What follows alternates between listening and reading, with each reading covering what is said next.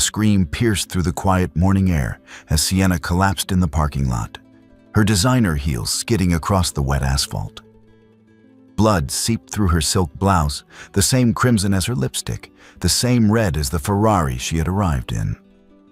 "I cannot go," she whispered, tears streaming down her dark brown face as the world began to blur around her. Not like this. Not today. 20 minutes earlier, Cole Harris had kissed his daughter goodbye at the school gates, promising to pick her up on time for once. "Pinky promise, Daddy," the 7-year-old had asked, extending her tiny finger with solemn importance, her natural hair styled in 2 perfect puffs that Cole had spent 20 minutes perfecting that morning. "Pinky promise," he had replied, linking his oil-stained finger with hers. He watched her skip into the building, her little backpack bouncing, before checking his watch. He was already late opening the garage. But what was new? Single parenthood and punctuality rarely went hand in hand.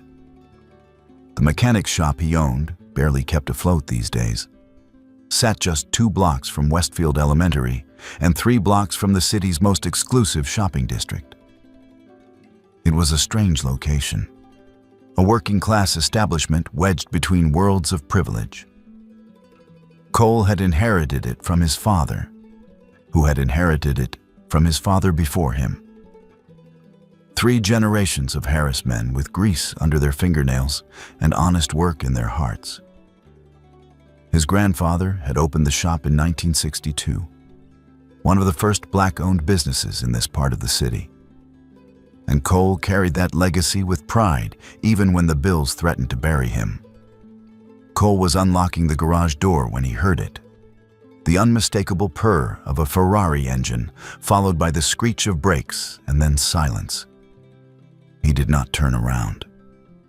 Rich people and their fancy cars were a common sight in this neighborhood, though they rarely stopped at his humble shop. Then came the scream. He spun around to see a woman crumpled on the ground beside a gleaming red Ferrari, clutching her side. Without thinking, Cole ran toward her, his heart pounding against his ribs. "Ma'am, can you hear me?" he called, kneeling beside her.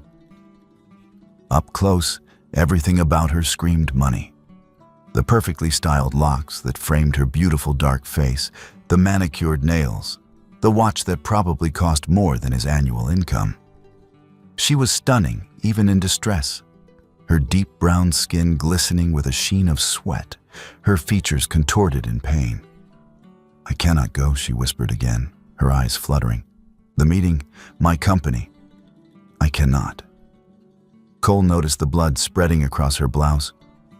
"You need a hospital now." "No hospitals," she protested weakly. "No time. The acquisition meeting is in an hour. Billions at stake." Cole almost laughed at the absurdity. "Lady, you are bleeding out in a parking lot? Whatever meeting you have can wait." Her eyes, a striking shade of brown with hints of amber, suddenly focused on him with surprising clarity. "You do not understand. If I do not make that meeting, 2,000 people lose their jobs, including mine." Something in her voice, the raw determination beneath the pain, struck Cole. He recognized it. It was the same desperation he felt every month when bills piled up and Ava needed new shoes or school supplies. "My car," Cole said, making a split-second decision. "It is not fancy, but it runs. Hospital first, then your meeting if the doctors clear you." She started to protest, but another wave of pain silenced her. Cole carefully helped her to her feet and guided her to his battered pickup truck parked behind the garage. He noticed how light she felt despite her height, how she leaned into him with reluctant trust.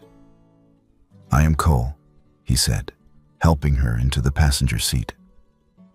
"Sienna," she replied through gritted teeth. Sienna Vale. The name registered vaguely in Cole's mind. He had seen it in business magazines at the barbershop, associated with tech innovation and corporate leadership. Sienna Vale, 32-year-old self-made millionaire, CEO of Vale Tech Solutions. He remembered now the articles praising her as one of the most successful young black women in the tech industry, breaking barriers and building empires.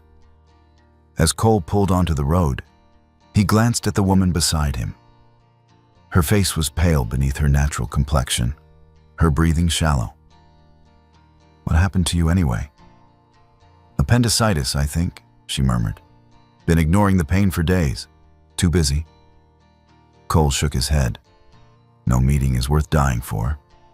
"Easy for you to say," she snapped, then immediately softened. "I am sorry. That was uncalled for." "No, you are right," Cole replied, accelerating through a yellow light. "What would I know about high-stakes business? I am just a mechanic trying to keep my shop from going under while raising a kid alone." The silence that followed was heavy with unspoken understanding. Two people worlds apart, both fighting their own battles, both carrying weights that threatened to crush them. "How old?" Sienna finally asked. "My daughter?" 7. Name is Ava. "Her mother?" Cole's hands tightened on the steering wheel. "Cancer. 3 years ago." Sienna closed her eyes. "I am sorry." "Yeah, me too." The emergency room was crowded, but Sienna's condition got her immediate attention. Cole found himself pacing the waiting room, wondering why he was still there. He should be at the garage. He had appointments, bills to pay, a life that did not include worrying about millionaire CEOs with appendicitis. Yet he stayed, unable to shake the image of her determined eyes, the way she had trusted him without hesitation. An hour later, a nurse approached him. "Mr. Harris? Ms. Vale is asking for you." Cole followed the nurse to a small recovery room where Sienna lay in a hospital bed, looking smaller somehow without her power suit and commanding presence. Her locks were spread across the pillow, and for a moment, she looked almost vulnerable. "They are prepping me for surgery," she said without preamble. "Ruptured appendix. Could have killed me if I'd waited any longer." She paused, meeting his eyes. "Thank you." Cole shrugged. Anyone would have done the same. "No," Sienna said firmly. "They would not have. Most people in this city would have walked right past me, especially knowing who I am. People see the success and assume I do not need help. Or worse, they want something in return." "I did not know who you were," Cole admitted. "Exactly." A ghost of a smile touched her lips. "That is why I need to ask you a favor. A big one." Cole raised an eyebrow. "I am listening." "The meeting. It is at Westbrook Tower in 40 minutes. I need someone to go in my place to ask for a postponement. Not a cancellation. They will walk if it is canceled. Just buy me some time." Cole laughed, then realized she was serious. "You want me, a mechanic with grease under his nails, to walk into a boardroom full of suits and represent you?" "Yes," Sienna said simply. "Because you will tell the truth, and because I trust you. You do not even know me. I know enough." Her brown eyes held his with an intensity that made his breath catch. "You stopped for a stranger in distress. You put my needs above your own. That tells me everything important about your character. In my world, people calculate every move. You just acted." Cole ran a hand through his short-cropped hair. "This is crazy. Welcome to my world." Sienna reached for her purse and pulled out a business card and a small key. "My assistant Ethan will meet you in the lobby. Show him this card. The key is to my briefcase in the Ferrari. There is a tablet inside with the presentation. Just tell them I am in emergency surgery and need 24 hours." Cole took the card and key, feeling as though he had stepped into someone else's life. "And if they say no?" Sienna's expression hardened. Then 2,000 people lose their livelihoods because a bunch of venture capitalists cannot wait one day for a woman having emergency surgery. Put that way, Cole could not refuse. He thought about his own employees, the two part-time guys who depended on the garage. He thought about what it would mean if someone held their futures hostage over a scheduling inconvenience. I will do my best. That is all I ask. As Cole turned to leave, Sienna called after him. Cole, the Ferrari keys are in my coat pocket. Take it. He stared at her. You want me to drive your Ferrari? It is faster than your truck, she said practically, and it might help with credibility when you arrive. Driving the Ferrari was like nothing Cole had ever experienced. The engine responded to the lightest touch, the leather seat cradling him like nothing he had ever felt. For a brief moment, he allowed himself to imagine a different life. One where he was not constantly worried about money, where Ava could have new shoes whenever she needed them, where his garage was thriving instead of barely surviving. His father had never known this kind of luxury, had worked himself to exhaustion keeping the shop alive. His grandfather had built something from nothing in an era when black men were denied bank loans and business licenses. Then reality intruded as he pulled up to Westbrook Tower, a gleaming monolith of glass and steel that seemed to touch the clouds. The valet's eyes widened at the sight of Cole in his work clothes and boots emerging from Sienna's Ferrari. Cole saw the calculation in the young man's eyes, the assumption, and then the confusion. I am here for the Vale meeting, Cole said, trying to project confidence he did not feel. As promised, Ethan was waiting in the lobby. He was a slim black man with wire-rimmed glasses and an impeccably tailored suit who looked Cole up and down with barely concealed concern. Ms. Vale sent you? He asked. Cole handed him the business card. She is in emergency surgery, ruptured appendix. She asked me to request a 24-hour postponement. Ethan's professional demeanor reasserted itself, though Cole could see the worry in his eyes for his boss. I see. Well, this is unexpected, but if Sienna trusts you. He gestured toward the elevator. Follow me, Mr. Harris. The elevator whisked them to the 50th floor where a reception area led to a massive boardroom. Through the glass walls, Cole could see a dozen men and women in expensive suits, checking watches and scrolling through phones.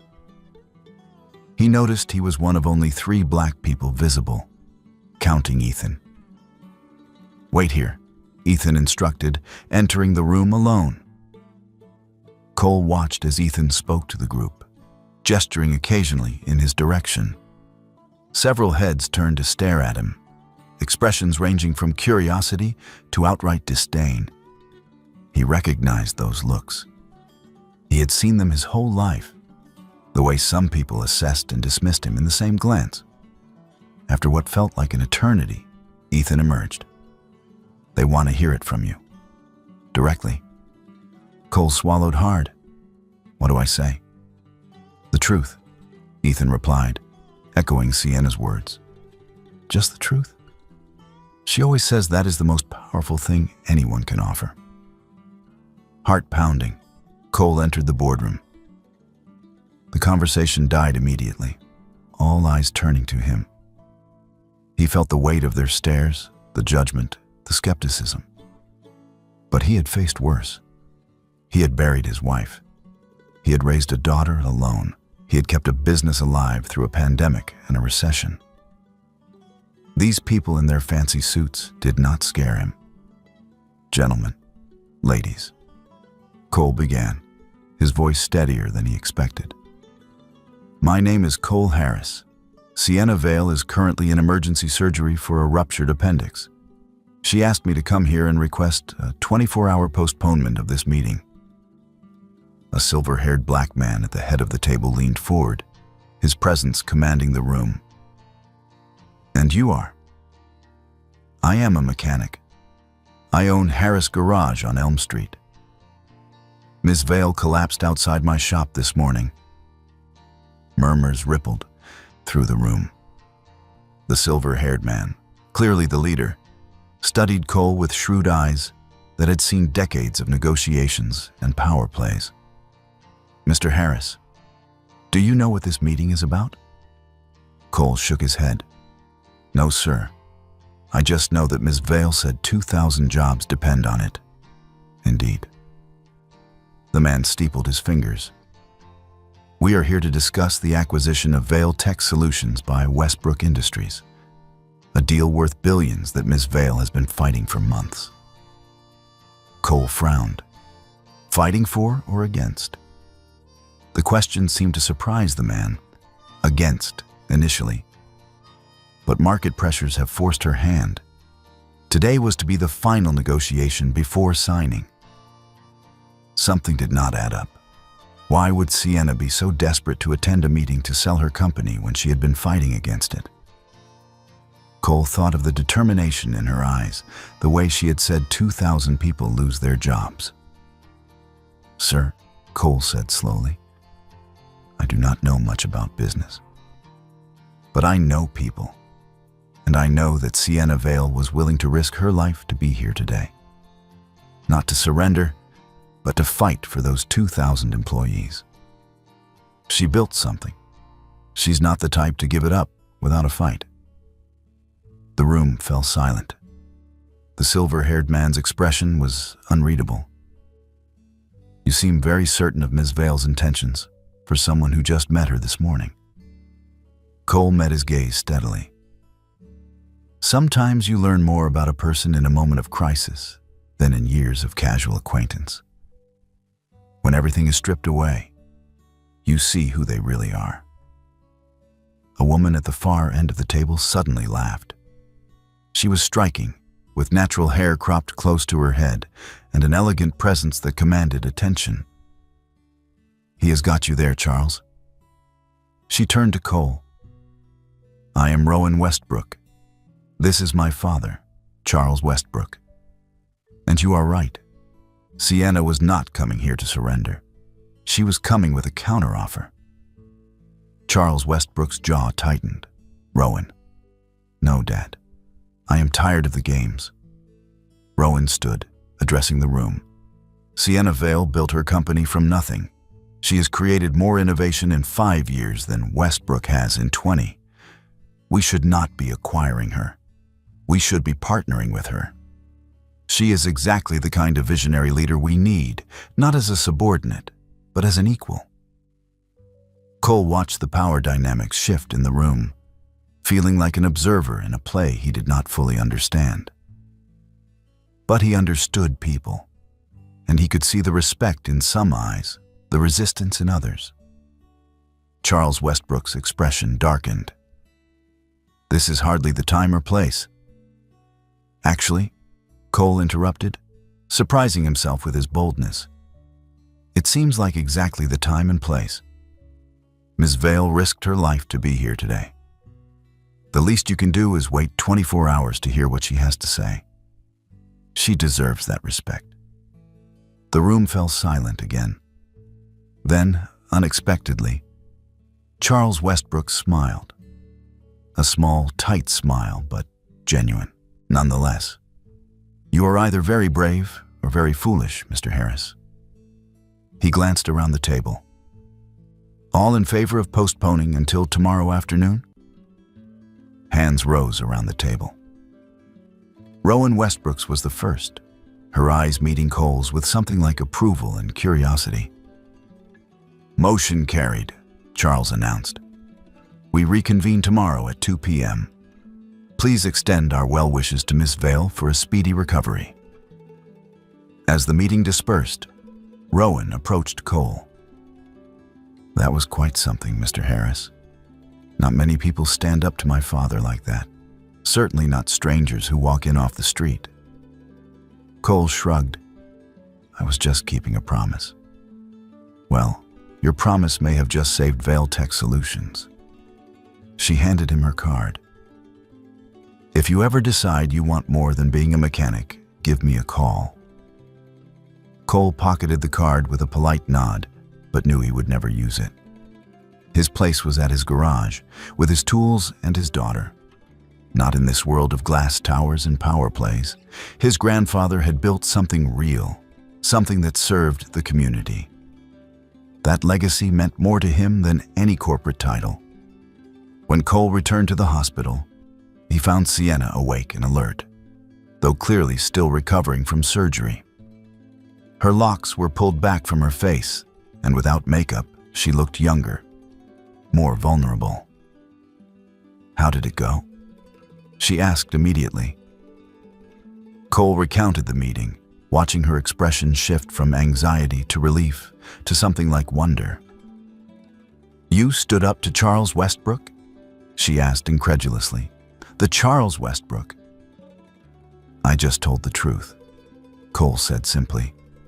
"Meeting is postponed until tomorrow afternoon, and I think Rowan Westbrook is on your side." Sienna leaned back against her pillows, processing this information.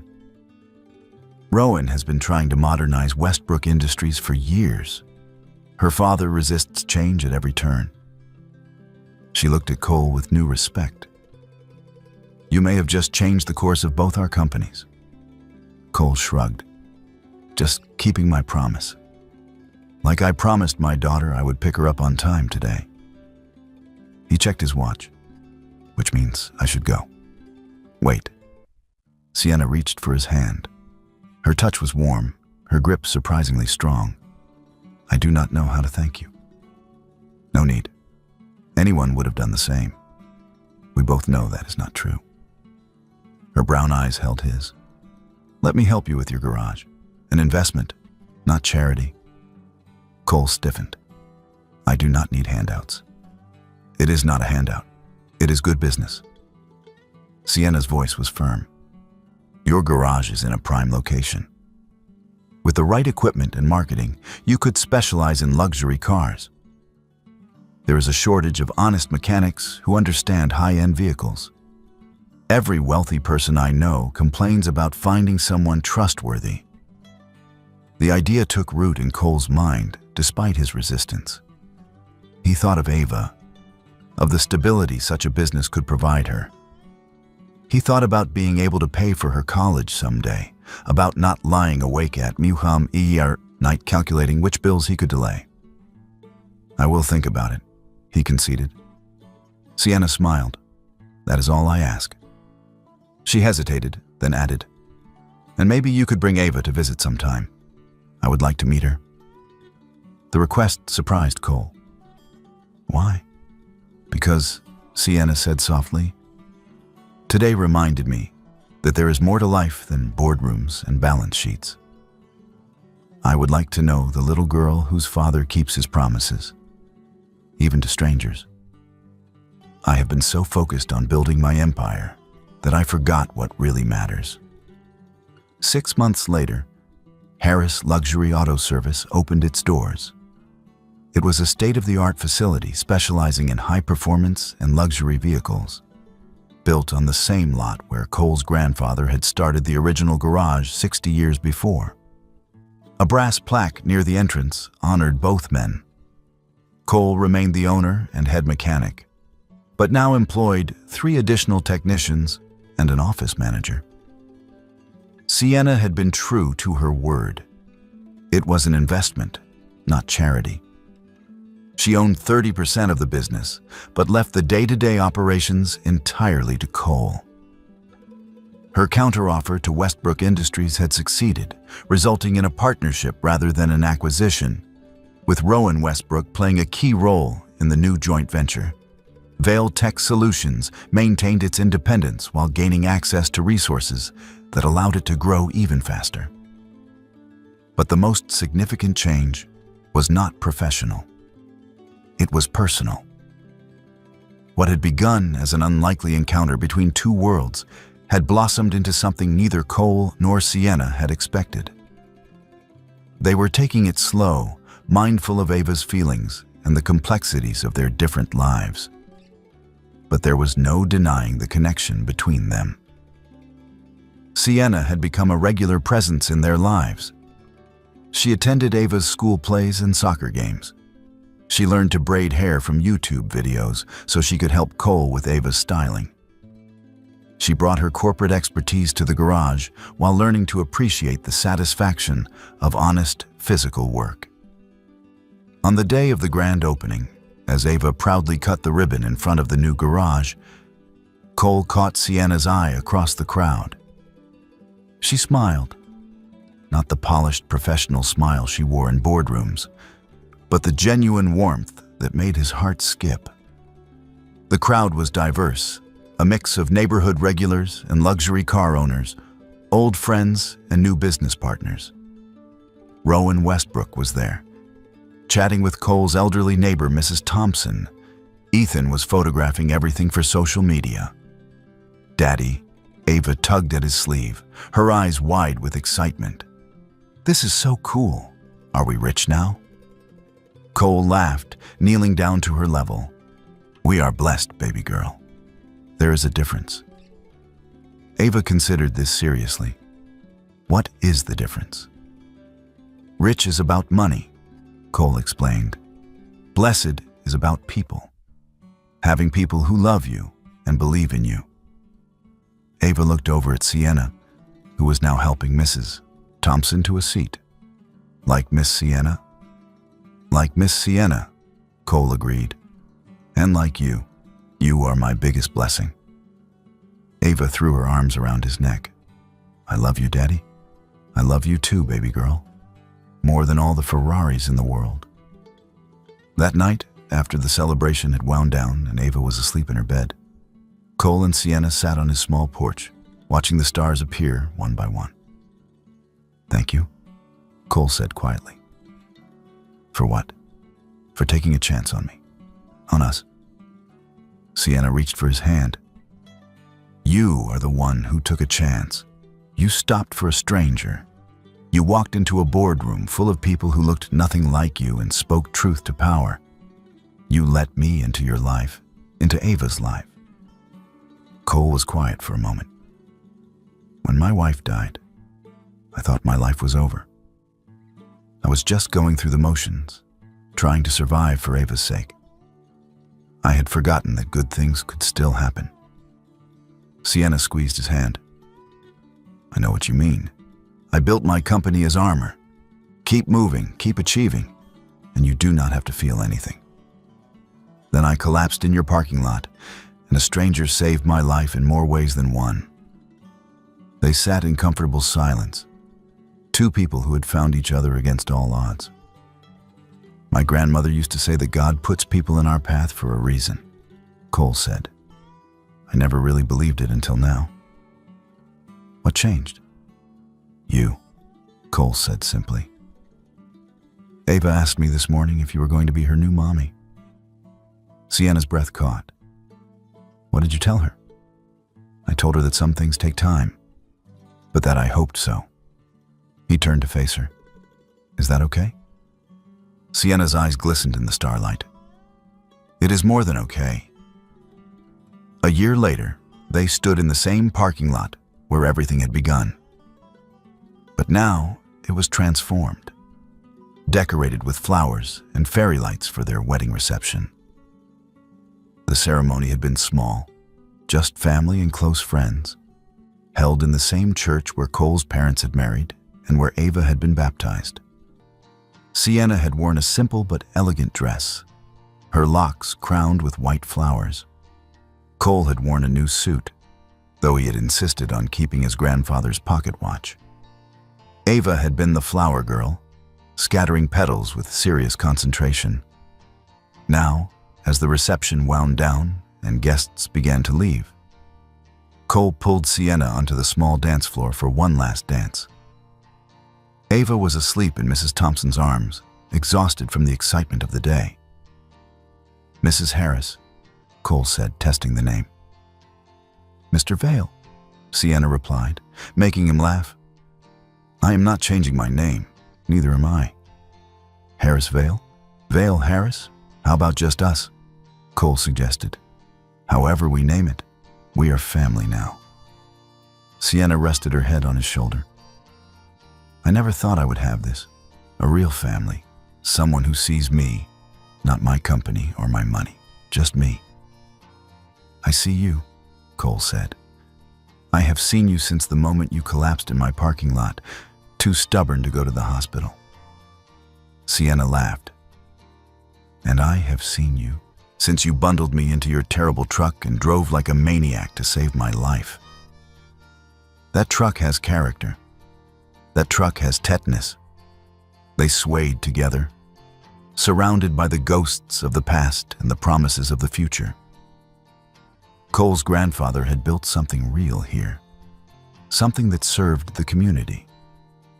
Now Cole and Sienna were building something new together, a family forged from chance and choice and the courage to reach across worlds. 5 years later, Cole stood at the entrance of the newly expanded Harris Luxury Auto Service, watching a familiar red Ferrari pull into the lot.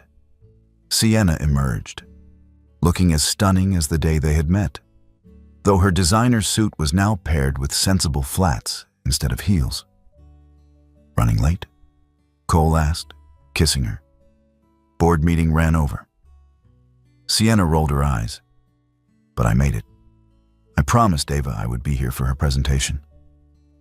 They walked together to Westfield Elementary, hands intertwined.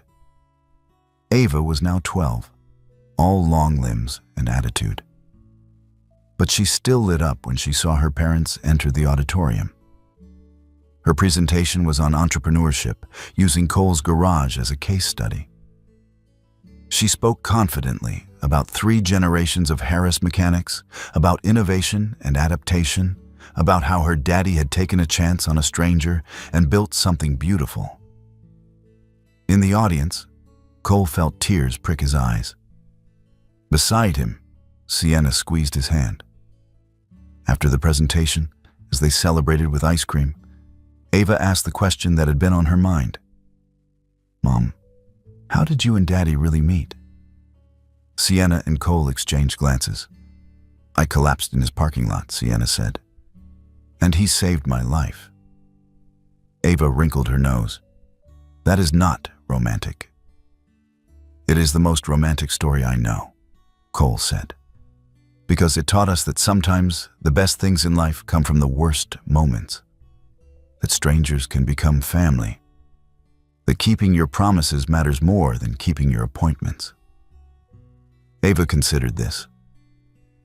I guess that is pretty cool. As they walked home, a family unit that had been forged from chance and choice, Cole thought about all the moments that had led to this one. The scream in the parking lot, the race to the hospital, the boardroom confrontation, the slow building of trust and love. He thought about his grandfather, who had built a business with his hands and his integrity. He thought about his father, who had kept that legacy alive through hard times. He thought about his late wife, who had given him Ava and taught him what love meant. And he thought about Sienna, who had crashed into his life and changed everything. Sometimes the universe puts people in your path exactly when you need them. Sometimes a moment of crisis reveals the truth of who we are.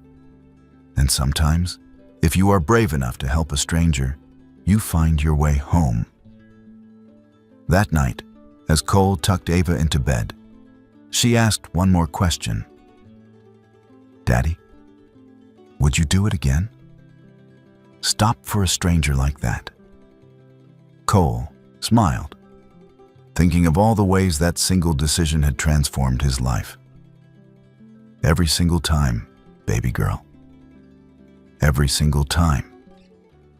He kissed her forehead and turned off the light, then joined Sienna in the living room. Through the window, they could see the lights of the city, full of strangers whose paths might cross tomorrow, whose lives might change in an instant. What are you thinking about? Sienna asked. About how lucky I am, Cole said. About how one moment changed everything. Sienna smiled, that genuine smile that still made his heart skip after all these years. Not luck, choice. You chose to help me. I chose to trust you. We chose each other." She was right, Cole realized. It was not luck or fate or cosmic intervention. It was simply two people choosing kindness over convenience, connection over isolation, love over fear. And that made all the difference.